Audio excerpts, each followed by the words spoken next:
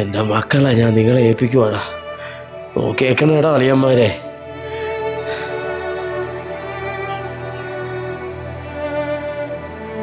കേട്ടില്ലേ? ഇതാ ഞങ്ങളെപ്പോലുള്ള പാവങ്ങളുടെ അവസ്ഥ. ഏത് സർക്കാർ സ്ഥാപനത്തിൽ ചെന്നാലും പട്ടി വില. അതെങ്ങനെയാ? എവൻ്റെയൊക്കെ സർക്കാരില്ലേ നാട് ഭരിക്കുന്നത്? എന്തുവാണ് അക്ബറ ഇതൊക്കെ? പാവങ്ങളെ കൊലക്ക് കൊടുക്കുന്ന ഒരു സർക്കാരും, എന്നിട്ട് പാവങ്ങളുടെ സർക്കാർ എന്നുള്ള വാദം, അതാണ് സഹിക്കാൻ പറ്റാത്തത്. സാധിക്കരുമാരി മറ്റിടത്ത് വർത്താനം നീ പറയരുത്. മരിച്ച ബിനുവേ നിന്റെ മാത്രം കൂട്ടുകാരല്ല, എന്റെയും കൂട്ടുകാരനാ. എന്തുവാടാ ഇത്? അപ്പുറത്തൊരു മരണവിടാ, നിങ്ങളൊന്ന് നിർത്തിക്കേ. അല്ല പിന്നെ ഈ സമയത്താണ് നിമ്മാര് തറ രാഷ്ട്രീയം കളി. ഞാൻ രാഷ്ട്രീയം കളിച്ചൊന്നുമല്ല, നിന്റെയൊക്കെ സർക്കാരിന്റെ ചെയ്തുകൊണ്ട് പറഞ്ഞു പോയതാ. ഓ, നീയൊക്കെ ഭരിക്കുന്ന കാലത്ത് ഒരു വെടിപ്പായിരുന്നല്ലേ? എടാ, നിന്റെയൊക്കെ സർക്കാർ ഭരിക്കുമ്പോഴേ ഇവിടെ ഏറ്റവും കൂടുതൽ മരണങ്ങൾ നടന്നിട്ടുള്ളത്. അതും ആശുപത്രിക്കാട് അനാസ്ഥമുണ്ട്. ഇതൊക്കെ എല്ലാ കാലത്തും സംഭവിക്കുന്നതാ. അതിനൊന്നും ഒരു സർക്കാരിനെ കുറ്റം പറഞ്ഞിട്ട് കാര്യവുമില്ല. ആഹാ, എന്നിട്ട് നീയൊക്കെ കൊടിയും പിടിച്ചോണ്ട് ഇറങ്ങിയല്ലോടാ. നീ കൊടിയും പിടിച്ച് ഇറങ്ങടാ.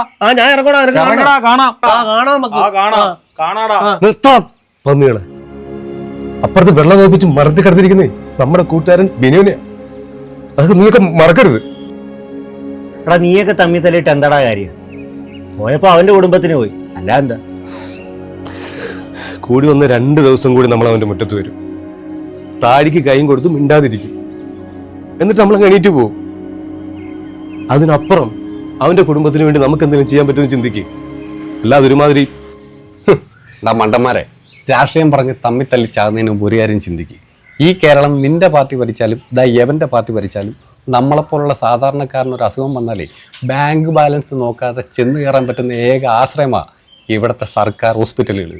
അവിടെയാണ് അവന്മാരെ കുടുംബത്തിൽ നിന്ന് എടുത്ത് തരുന്നത് പോലെ പുച്ഛത്തോടു കൂടി പെരുമാറുന്ന കുറെ ഉദ്യോഗസ്ഥന്മാർ.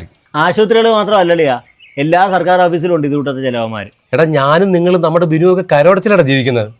ആ കരടച്ച പൈസ കൊണ്ടല്ലേ അവന്മാരെല്ലാം ശമ്പളം വാങ്ങിക്കുന്നത്. എന്നിട്ട് അവന്മാർ നമ്മളെ അവഗണിക്കുന്നത്. ഇവിടുത്തെ സിസ്റ്റം ശരിയല്ല. അതെ, ഇവിടുത്തെ സിസ്റ്റം മാറണം.